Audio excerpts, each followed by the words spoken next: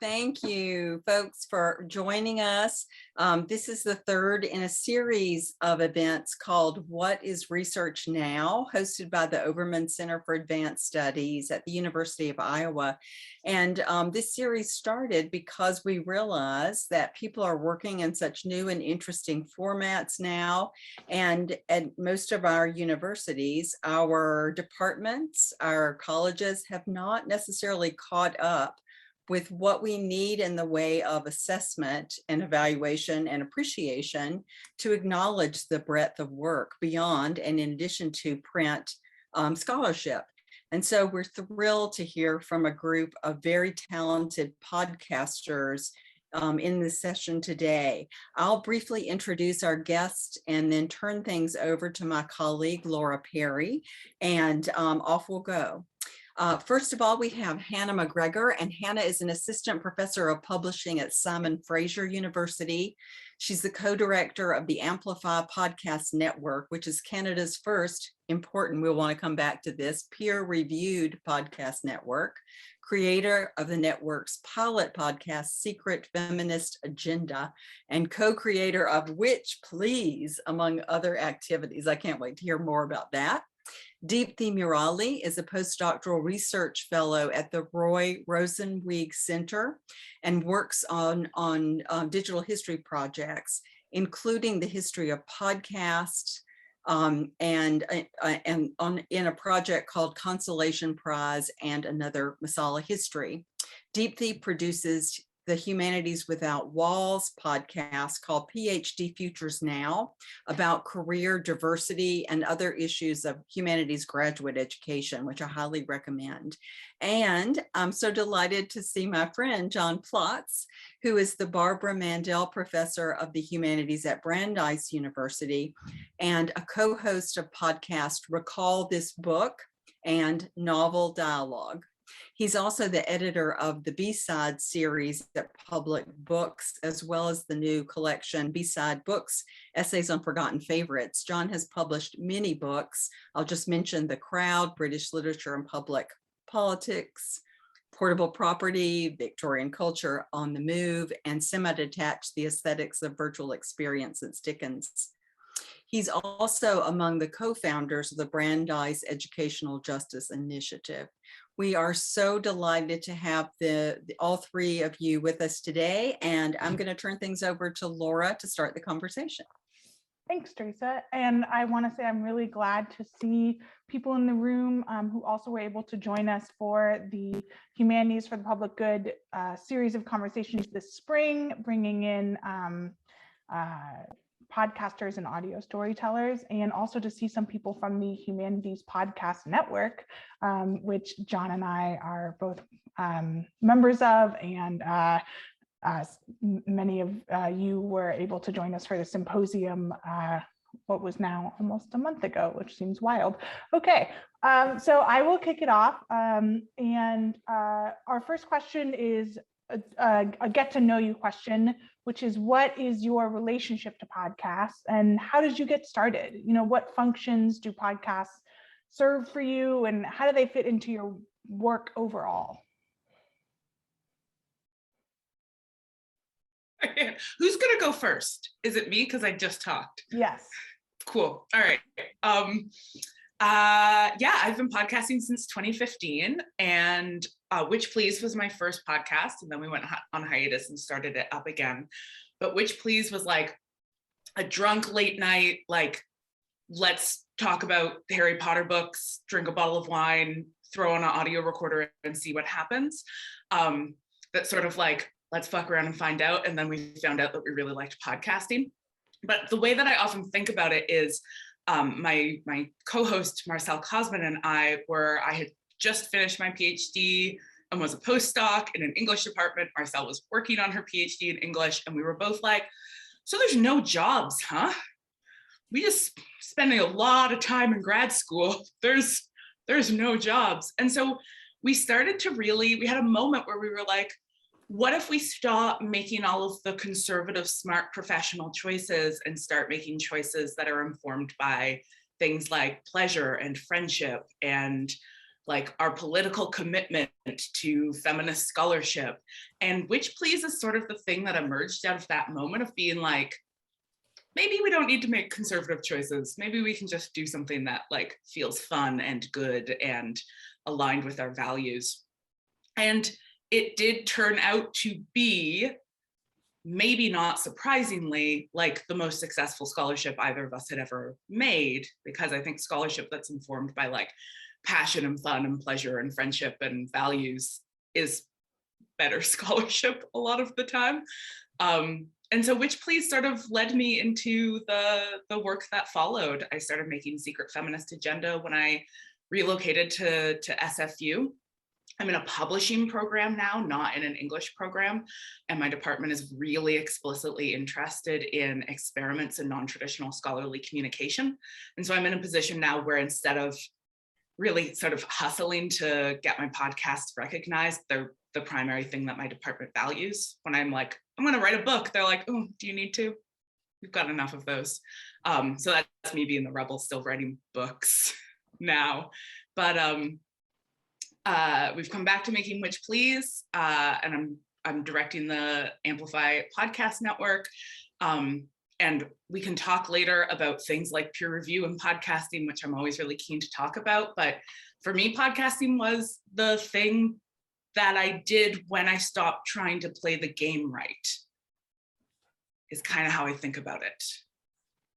Hannah, as you're speaking, I was like, wine and friendship has a lot to do with the way I got into podcasting as well. And it was a theme about podcasting and being with friends. And so I started podcasting in 2017, 18, around that time. And it was, again, I was doing my PhD. My friend who co-hosts the podcast Masala History with me, it's a similar story where we were doing this dissertation, both of us. I was doing a South Asian art history dissertation. She was doing a South Asian history dissertation. And we were like, we want to be able to talk about things that are not necessarily related to our dissertation, but we teach in classes, but we want to take that to a broader audience. Like, being South Asianist, I think one of the things about being South Asianist in a Western academic sphere, we are trained as Western academics, is that the core group of people who actually needs to know about this kind of history are in South Asia, and we are sort of physically removed from them and intellectually removed from them. And so public humanities or public history was like a way for us to just sort of, offer what we know to the people who also have a claim to ownership of that history. And so we started doing this. We drank some wine, we ordered some Indian food, and Masala History, the name comes out of the menu of the Indian food, which was the restaurant was called like Masala Indian. And so that's where the masala comes from. And it was very appropriate because we wanted to spice up history and talk about spicy South Asian history. And so it kind of worked out that way. But so I have a similar story as Hannah's, where it comes from a place of fun and friendship and pleasure and wanting to pedagogically expand what we do as academics. And that, the 60 students that you teach in a classroom in a university in the US is not only are the people who will benefit from that, the kind of expertise we are developing, but we can actually broaden that through podcasting and public humanities more broadly. So I just wanted to throw that in because it seemed like an addendum to what Hannah was saying. Yeah. And so there's a generational gap here because we did a lot of drinking in graduate school and it didn't go anywhere. We were able to sit around in a circle. But the early motto of the first podcast that I started with my friend Elizabeth Ferry, who's an anthropologist, was after the conference, the bar. Like sous les pavés le sable. So like the idea was that other space, the sort of third space, which we use drinking as a metonym for that. But the idea is that it opens you up to get into conversations that you really wanted to have, but nobody's paying you to have that form of the conversation. And so my experience with podcasting has basically both of the two podcasts, Recall This Book and Novel Dialogue, both are triangular in structure. So there's two people who know each other well, and then a third person who comes in and is kind of a guest. So the idea is there's sort of weak ties and strong ties. And, listening to you guys talk, I realized that we're all navigating this gray space because, like, Hannah, you used the phrase like scholarly communication. And I feel like that is the space we're in, because it's not like we want to say this is exactly like an article. Like, I would never think that my episodes work like scholarly articles, but they do. But they're not like classrooms either. They are a space for exploring different ideas. And, for us, one of the things that's led to the most is that we think about our show notes kind of as footnotes. So like I would say, like, we definitely would not compare an episode to an article, but I might compare our show notes to the footnotes to an article. And that's kind of interesting because it's a sort of hybrid form. And I feel like we're all looking for names for something that we want to value. And I really do, Hannah, I really want to hear about your peer review idea, because that to me seems like one of the most interesting aspects of it. So we want to value it, but we don't want to value it exactly like an extant form of scholarship. It's a different thing. So how do we figure out, what are the exciting parts of that in between space to occupy? Well, in classic podcast host form, John, you have asked my next question for me, which is exactly that question of how and when can podcasts do the work of a research article. And John, you seem to be suggesting that trying to live up to those conventional modes of scholarship might foreclose some of the most exciting aspects of podcasts. But I think as Hannah may be able to speak to, that there are ways that you can have a podcast that is still valued and assessed in some similar ways to those conventional modes. So maybe Hannah, if you want to jump in and just talk us through that peer review process and how that's been working.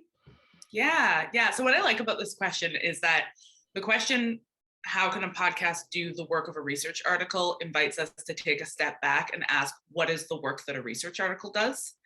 And that is one of my favorite things about podcasting, is that by introducing this new medium with different medium logics into the academic space, we all kind of have to take a step back and be like, okay, what are articles doing? Like, what do we want them to do? So as we break apart the work that articles are doing, podcasts can fill different parts of that. Like, I think for a lot of people, it's like, what is the work of an article? It's a line on your CV to help you get a job interview, to help you get hired, to help you get promotion, to help you get tenure. Like, and at that level, if we're like, that's the work an article is doing, well, we can talk about value, and that's part of the conversation about peer review. But then there's also lots of other, we're like, okay, well, is the work of an article to communicate your research to other people? Well, if so, podcasts do it better than an article does. Is the work of an article to give you an area to really precisely work out the nuances of specific ideas? Okay, that might be hard to do on podcasts, but there are other roles, like podcasting can be the place where you do the working out and then the article comes after. And it's like a space where you can actually do the thinking part. So I think part of it is just breaking down what we actually understand to be the role that a research article plays. And we've been like my collaborators and I have been also just playing around with what scholarly podcasts can sound like, and also what research articles can sound like. I'm Stacey Copeland and Catherine McLeod and I have a piece in a book on scholarly podcasting that Laurie Beckstead and Dario Linares are editing. And we wrote the article by having a conversation first and then using the transcript as the rough draft, and then writing sort of through and around the transcript so that the conversation got to drive. So like podcasting also messes with our sense of what research articles can be like. So that's sorry, that was a really long, but what is anything? But peer review is part of the conversation, right? Like, peer review is part of how we validate, legitimize, improve the quality of our research. And so that is kind of like the concept behind the Amplify Podcast Network, is to experiment with approaches. We experimented first with Secret Feminist Agenda as our pilot podcast, and that one was a really weird approach because we did after the fact peer review. where I was making the podcast weekly and just putting episodes out as I made them. And then one season at a time, we would have people peer review it. And then I would use that peer review iteratively to inform the following season, other than to go back and revise it. And because we were doing something pretty non-traditional, we also made that peer review open. So it's all up on the Wilfrid Laurier University Press website. But with the new podcasts that we are incorporating into the network, we are going to do pre-publication peer review, like slightly more conventional peer review approach. And so really, like, you know, what is peer review for? I mean, I love asking all of these. I love, like, but what does is mean? But in this sense, we're thinking both of peer review as like the imprimatur, right? Like the stamp of a university press, which is valuable and matters. And let's not pretend that people don't have to like make career decisions, but also, and I think more meaningfully, the actual process of getting sustained, thoughtful attention directed towards your work to help you improve it prior to it going public. That was a really long answer.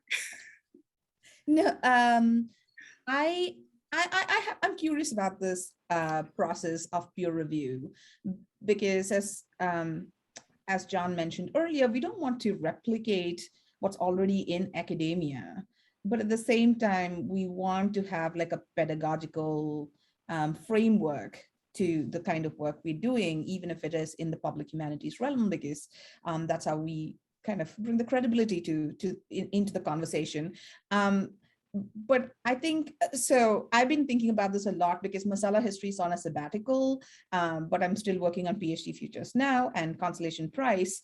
And those two podcasts are also very different. Masala History and Consolation Prize are history podcasts.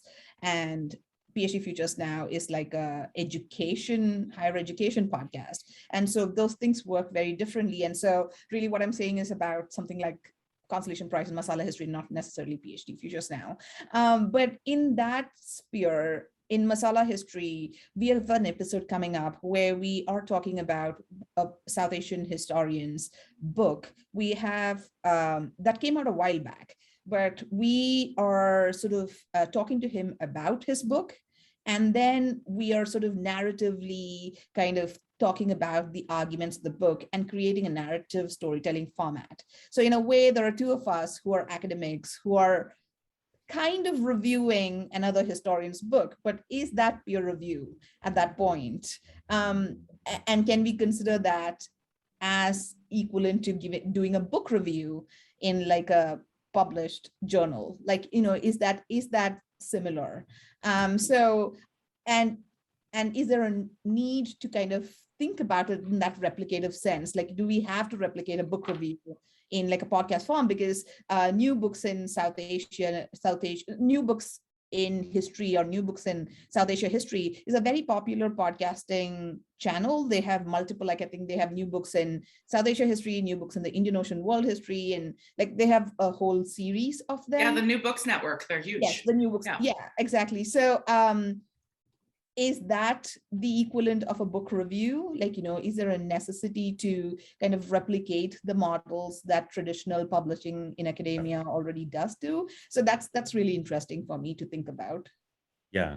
And I'd love to pick up, Hannah, the way you formulated the notion of the disaggregation of the article, though we could really think about disaggregating all sorts of academic projects, but the article is a good one to think with. And the one I was thinking about, you made the point, Hannah, if I forgive me, I'm not going to get your words exactly right, but you said maybe if we do it in a podcast, it lacks a certain kind of precision and kind of zeroing in on, certain granular details. But the thing that podcasts really have, I think no matter how they're formatted, but I think we can engineer for it, is reciprocation. Like that is, they have immediate feedback networks. And that's what I love about the podcast space is, the people always talk about the warmth or the intimacy of voices together. And I get that, like singing, that's also true, but you also get to bounce immediately. People get to have repartee, they can respond. And I think one thing Elizabeth and I love in doing the anthropology and the, being an English professor and anthropologist together is that we'll get a neuroscientist in there to tell us why our use of the word addiction is completely wrong. And that can happen in real time in a way that's totally different from the cycles of the academic article. So yeah, I really like the idea of a peer review process that looks really different for podcasts.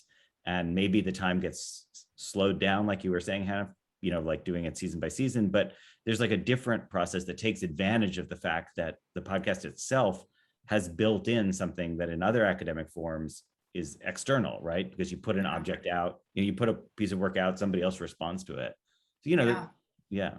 And that's where Laurie Beckstead's work is really interesting on this, because she's looking at, hi Laurie, because she's looking at like doing the peer review out loud in a podcast. So like, rather than being like peer review is a thing sort of happens over here and you don't see it, but it has to happen in order for the scholarship to be legitimate. It's like, okay, what's good about peer review? What's good is the chance to bounce ideas off somebody else, because none of us do our best thinking in total isolation.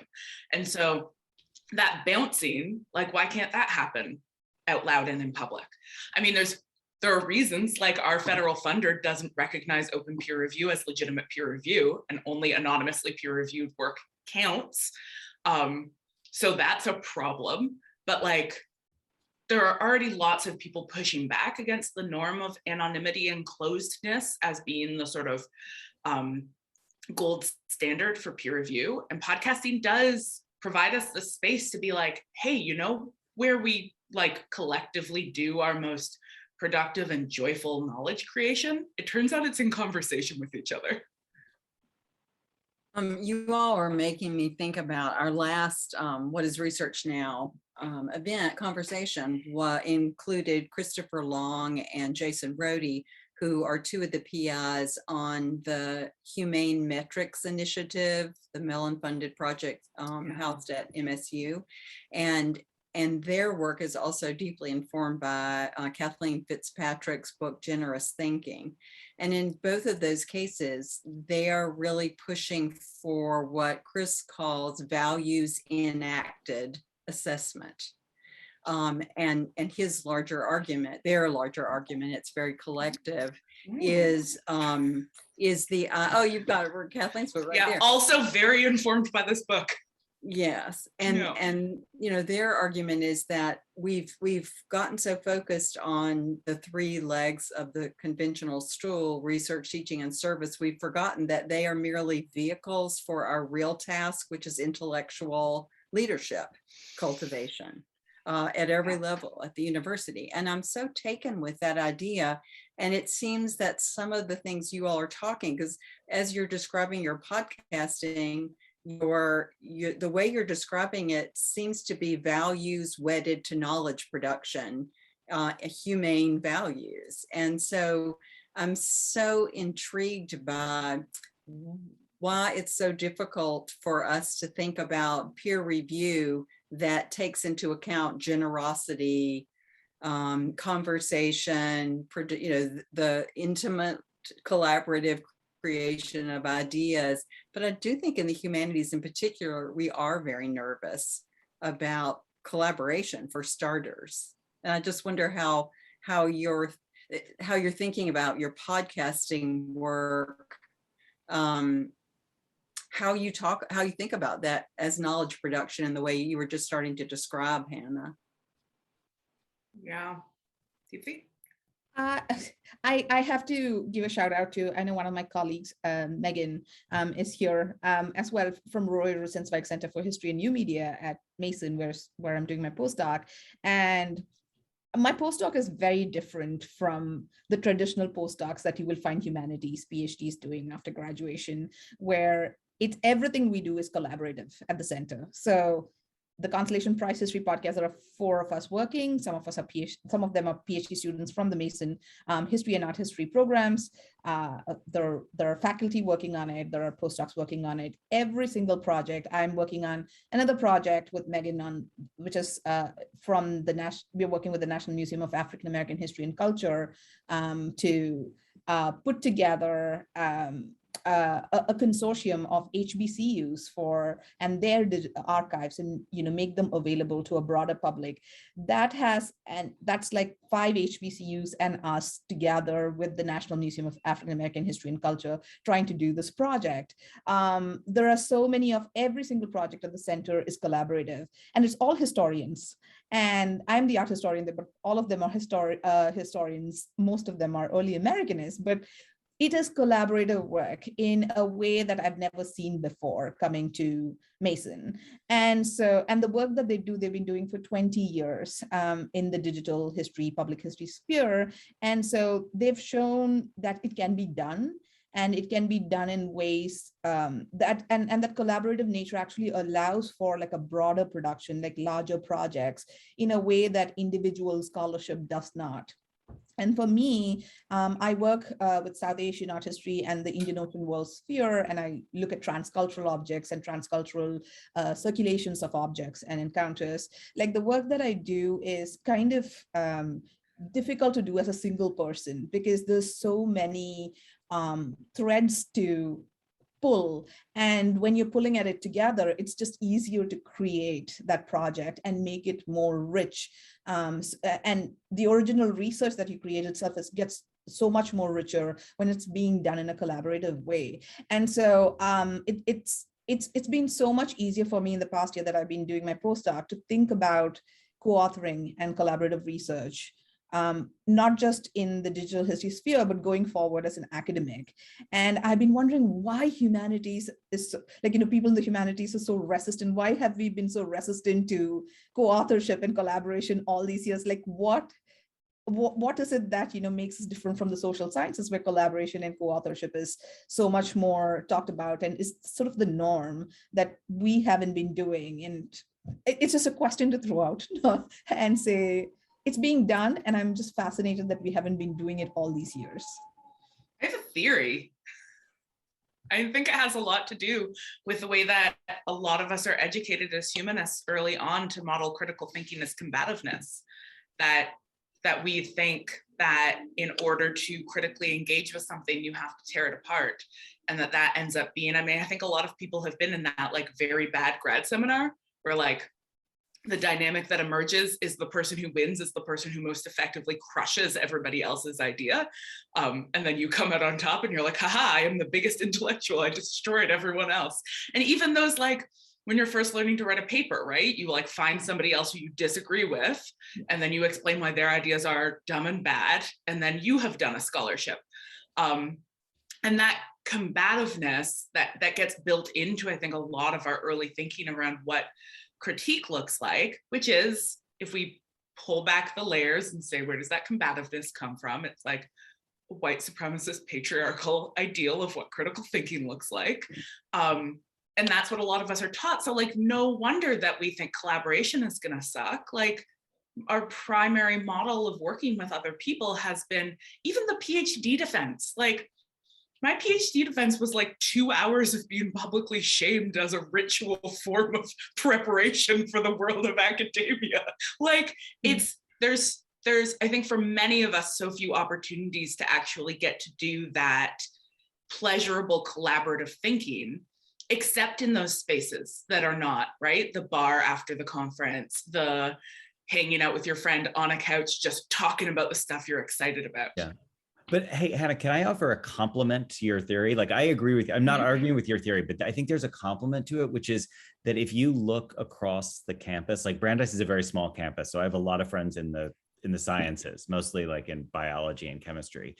There's an incredibly productive, collaborative mindset there.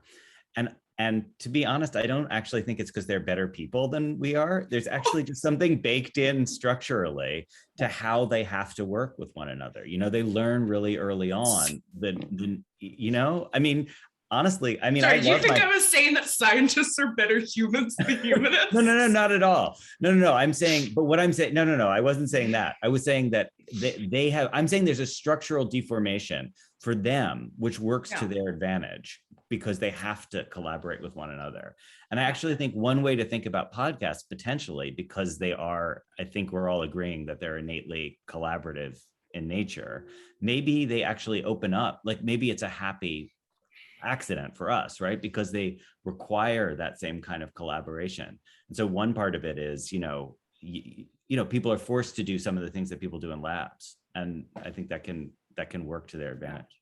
Yeah, that's definitely been a conversation in the digital humanities for some time, is like what happens when we create humanities labs, and that those experiments have also demonstrated that like there are problems with the lab method as well, right? There are these like deep structural hierarchies and these like orders, like whose name goes first, who's the real researcher, who just produces the data and gets their name very last. Like there's stuff that I think we don't want to borrow from the sciences when it comes to their models of collaboration. Agreed. Yeah. But I mean, people in the chat are also pointing out like the credit issue. Yeah. Like I want to pull back a little bit because I know we're talking about sort of podcasting here, but I think this is also connected to the sort of like a big question about who is a 21st century academic? And, in an era of disappearing tenure track jobs, sort of Uberization of, teaching at universities across North America, like the traditional model of academic, this 19th century gentleman scholar who can invest all his times in a room full of books, which is what we've been modeling for, now centuries, like how that model of the academic is something that it's a unicorn that we're chasing, and it cannot exist for most of us. And so at this juncture, I think not collaborating and not creating research through collaboration, not just in the podcasting sphere, but like rethinking what an academic means. It is not that individual production of knowledge, because that model is structurally dependent on an institutional infrastructure that is no longer available for most of us. Yeah. So then, like, how do we rethink all these, including things like podcasting? Like, how do we rethink knowledge production? I think is an important part of this discussion. And is it okay if I jump in on that too? Because I totally, Laura, we're out of control. I totally agree with that point. And I was thinking, I don't know the Humetrics work that you mentioned, Teresa, but I was thinking about, if you think about that traditional triangle, it puts the pedagogy and the scholarship kind of far away from each other. But the other side of collaboration is to think about podcasting as something that, as people in the Humanities Podcast Network, like Beth Kramer, talk about, it's a pedagogical space as well. And I don't think that's separate. Like, in other words, it's not like there's teaching podcasts over here and research podcasts over there. What's exciting is not so much students who listen to podcasts in class, but students who think about what their part in making podcasts would be. And so that's, there's a kind of production chain there where you have undergraduates and professors working together, undergraduates, graduate students and professors working together. But there's also just a more collaborative thinking space there, which I think maybe Deepthi goes to part of what you're saying about the disappearance of the older ivory tower and figuring out what new models can connect the scholarship and the pedagogy. Yeah. This is, I had a conversation with Chris Friend from Hybrid Pedagogy, who knows, a month ago, a year ago, time's weird soup. But we were talking about ungrading, which is an approach within pedagogy where you sort of basically like take apart the whole traditional grade structure and like turn it into like a self-reflexive opportunity for students to think about like, what are we actually learning and how? And we talked about how podcasting is kind of ungrading academia, that like you have to take that step back away from the traditional metrics, the traditional ways of checking off boxes, and be like, what am I doing and why and for whom? Like, what is the point of this? Especially if it's not a straight line from grad school, research, tenure track jobs, then you have to take a step back and be like, what is this and who is it for? And I think really one of the most exciting things about podcasting is its ability to remind us that the core mission of scholars should always be pedagogical. That like, not only are we making that hierarchy wrong, right? The research teaching service, like teaching should, I think, should at least be beside research, if not above. But like actually that pulling those apart into three things is like pretty meaningless when you actually think about it. And that our research should always be pedagogically informed, just like our pedagogy should always be informed by research. And podcasting just kind of like collapses those differences. And I know that a lot of people who are here because they already are podcasters, but speaking for those who are just the appreciative audience, to your point about collaboration, I think, people can be very naive about the work that goes into a podcast, when you only hear the finished project. And I just would be grateful for you all to talk a little bit about why you do need collaborators as a podcaster, and just what the layers of work are in the same way we think about putting an article together, and this, the series of steps that are involved, including what we often ignore when we talk about individual scholarship, the librarian who supports that work, and the publisher and the editor who are invaluable in that work, and the readers of the article and the book. But I wonder, in terms of podcasting, what does that process look like?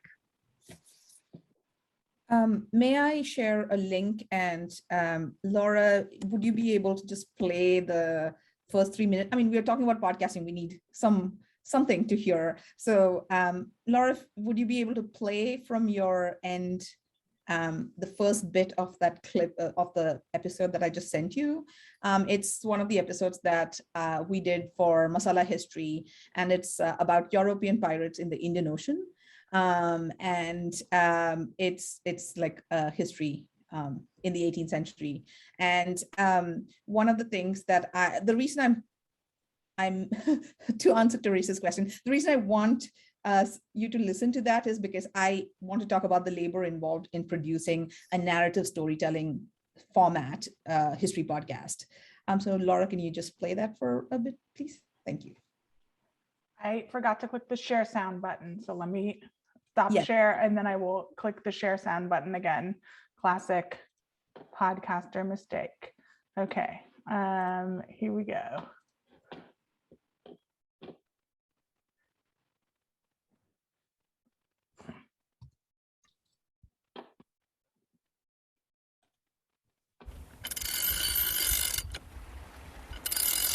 You should be hearing it now, so give me a thumbs up if you are.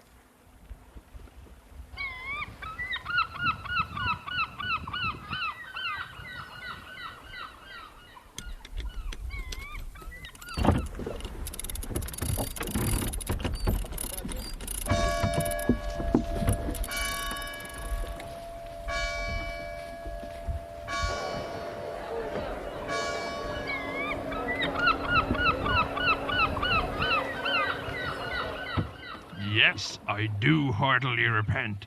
I repent I had not done more mischief, and that we did not cut the throats of them that took us. And I am extremely sorry that you aren't hanged as well as we.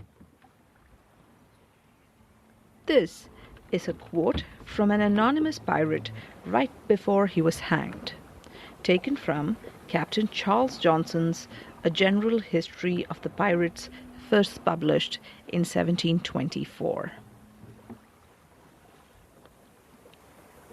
You can stop playing it, Laura. So as you can see, that was a minute-long clip of the very beginning. And thank you, Cecilia. The Soundscape is actually 5 different tracks that has been mixed in to create like a seaside village soundscape. And it's my cousin who was living with us during the pandemic, and I made him record that pirate voice.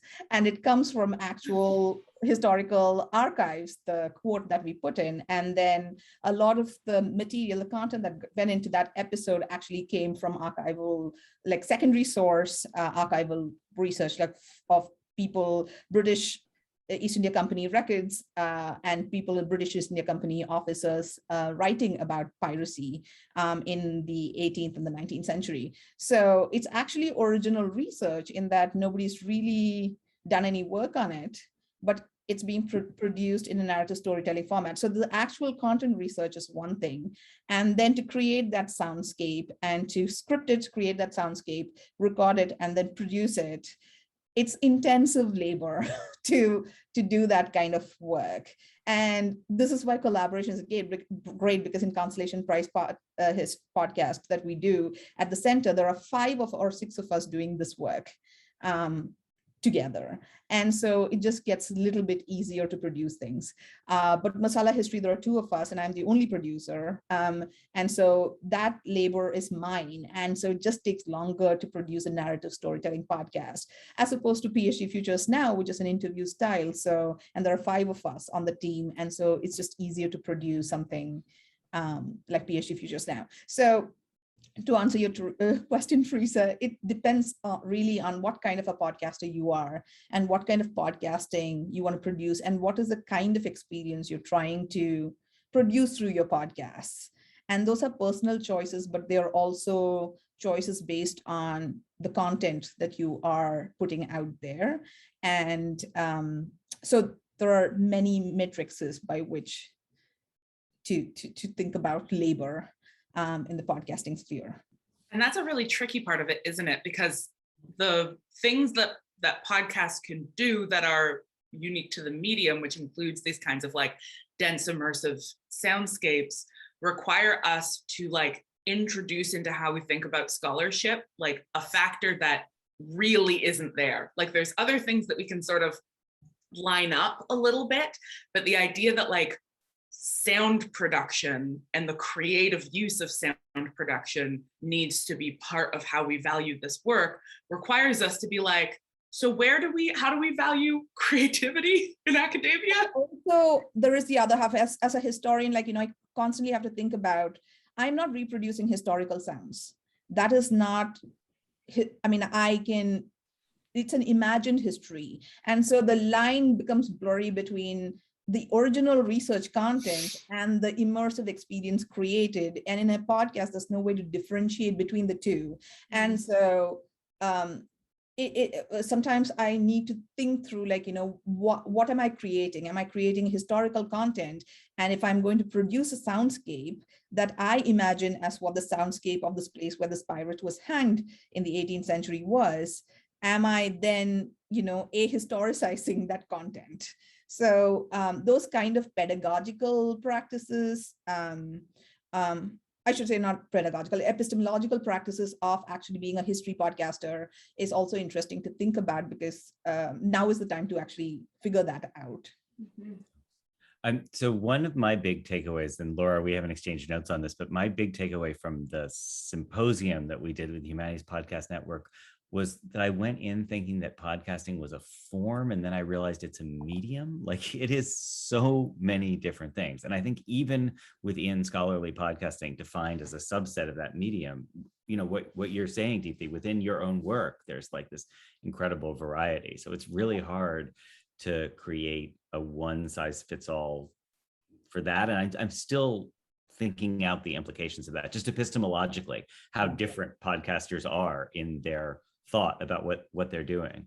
But I will say, Teresa, I'm sure this is true for all podcasts, is that there's so many layers of invisible work. And in our case, a lot of it is the thinking that goes into the drafting of the original show itself. So that's really hard to talk about because there's so much conversation, which usually goes across lines between, students and professors and staff. Like, we're all talking together and trying to figure out what a good question is, and drafting questions also. And then also, in terms of how I mentioned those show notes before, but we think a lot about trying to make our notes work, both for people who are just looking for, the next 18th century novel they want to read, and also for people who want to actually try to kind of follow a seam of scholarship.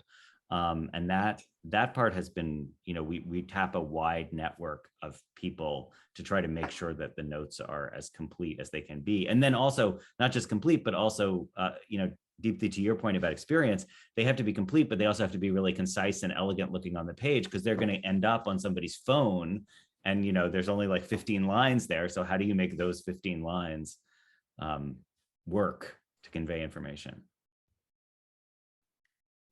And it's also the mode of conveying. I think show notes are very important, because podcasting as a medium is not, if you can't, if you're a deaf person, it's audio only. So in terms of accessibility, show notes are incredibly important in making podcasts accessible for a non-hearing audience. And so going that extra mile to actually create show notes that even almost replicate what's in the podcast, I think is crucial to podcasters, and especially as academic podcasters, we need to keep in mind of making that material accessible to as broad an audience as possible. Can I ask you guys, do you think that every podcast will be transcripted pretty soon? Because we do it. Yes. I mean, it's a pain, but it's going that way, right? I mean, because the accessibility seems so. I think every podcast will be automatically non-corrected transcribed. Like, I think that like Acast, for example, is moving to just having an engine internal to them that like every podcast that they host, they just auto-generate transcription because it's so easy now. Yeah.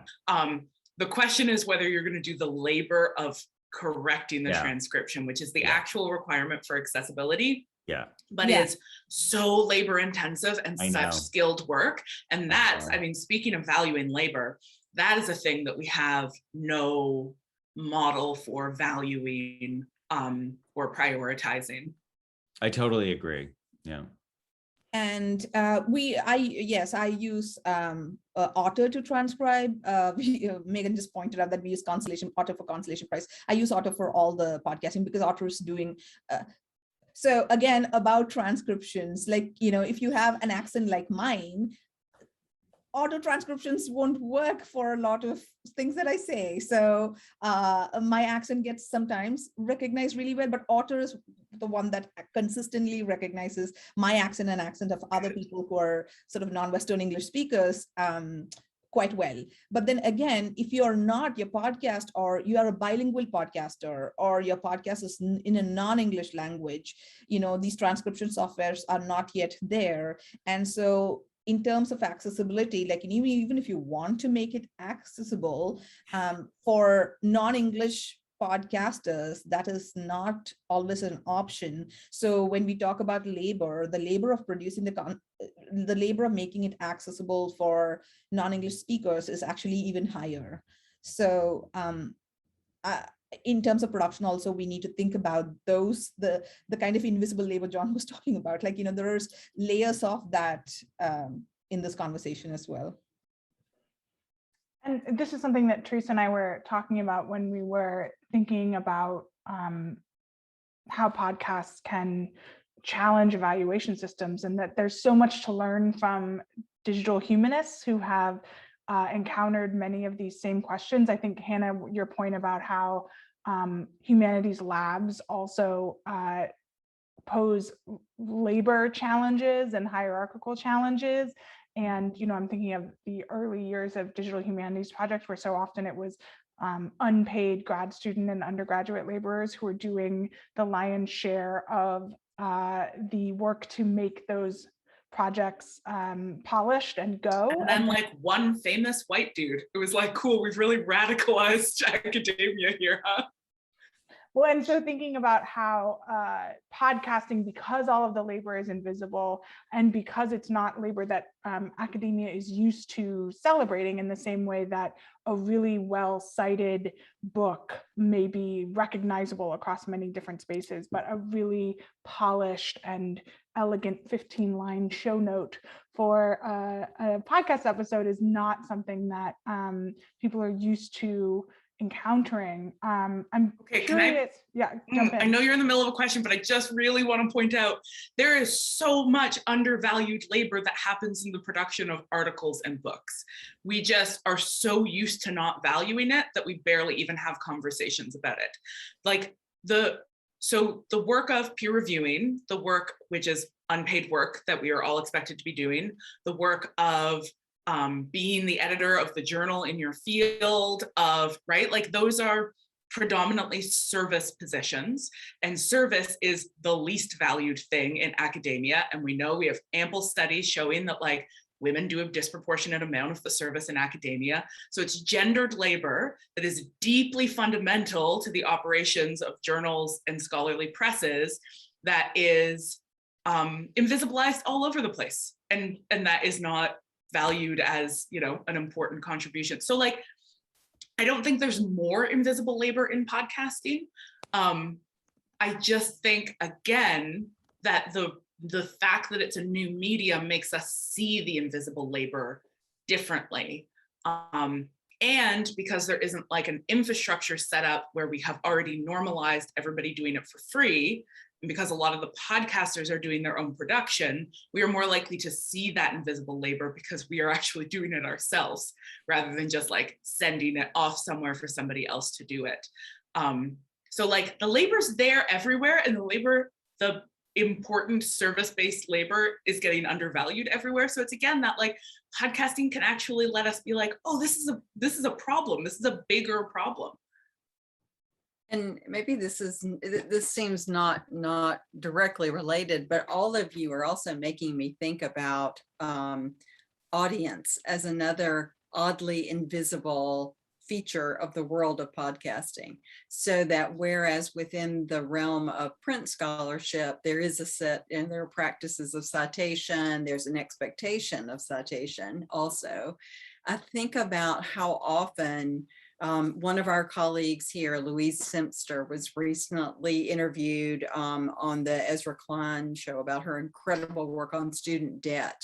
And since I've seen that, I've been telling everybody in the world about it, and everybody's heard it. You know, I keep encountering administrators, students, faculty who've heard this podcast. But in Louise's Department of Sociology, they have no idea. You know, I've been writing thank you notes to Louise and copying her chair to try to pull the attention of the academic world out into podcasting. And I mean if part of our goal with scholarship is impact, then it just seems that formats like podcasting are reaching that goal in such profound ways. And it's going to be a real challenge in evaluating to capture who are those audiences and how has that impact just spread and spread and spread. It's, you know, yet another invisible aspect of podcasting. This is something that I've been thinking about quite a bit about audience. And that's because I work on completely different kinds of podcasts. So PhD Futures now is a very niche podcast that's for people in higher education, for graduate students. It's very small, really, but the impact factor is probably higher if we can get academics and higher education professionals that are our audience to listen to it. So basically, even though it might get lesser downloads than like a more popular history podcast because more people can listen to it, I think the impact factor is very relative to what it's supposed to do. So that's one thing about thinking about audience. But also, I'm going back to this because I think this is a thing that as a postdoc, and I'm a contingent faculty right now, I've just finished my PhD last year, and then I've been working as a postdoc. And as I'm thinking about my career, and I've been thinking about the role of, about what I will be as an academic, you know, in this fraught world of no tenure track jobs, and to continue to do my research and teaching, like in what ways can I do? And podcasting is one way. I think about you know, the intro to art history survey courses, or the intro to South Asian art history courses that I would teach undergrads at UIC, where I got my PhD from. And I'm teaching this to 60 students who are 50 or 60 students in a classroom setting. And that's the impact for that semester that I'm making as an academic, as a teacher. but I can do the same thing, maybe not in a responsive way or not in as critical a way that you can do in a classroom, but you can use podcasting to present that same material to even more people. And so pedagogically, does that still make me an academic because I'm doing it through podcasting in a non-institutional setting? And so like our identity as academics are so tied to institutional infrastructure that, you know, to dislocate and think beyond that itself is a challenge. And so I think of podcasting as one way in which we can kind of try to break that Rubik's Cube and deconstruct it to think about what the role of an academic is in 2021. And that and what's the role of public humanities in that pedagogical practice. Yeah, sorry, I don't know. I don't have an end to that thought out there. It's a good point. I like breaking Rubik's Cubes. I was going to say that was a really wonderful image, very tactile. So we are coming up on the end of our hour, incredibly. I feel like we could have all kept talking about this for many hours. And I just wanted to thank you all for helping us think not only of what podcasting lets us do, but also of what podcasting reveals about the invisible labor and the assumptions about knowledge production and the three-legged stool of teaching, research, and service that because it's new to us or relatively new, that it really gives us a chance to re-examine a lot of the ways that our systems of evaluation and assessment and tenure and promotion are putting knowledge into tracks that maybe we want to have other tracks. And I just really appreciate that. And I hope that everyone will subscribe and leave your podcast a rating, because that really does help us find new listeners. And Teresa, I will hand it off to you. I just wanted to add a warm thank you. This was such a great conversation, and we so appreciate your time. We appreciate those of you who joined us. This video will be posted so that we encourage you to share it with others, pass along as you like. In the spring, we're going to switch gears a little bit and have a couple of What is Research Now conversations around collaborations in the sciences and also in the arts. And also in the arts and humanities, where people are finding ways to work together that challenge a lot of our systems. So we hope you'll join us. It's great to see everybody. You've given me so much to think about. So happy weekend. Happy almost Thanksgiving. Everybody take care.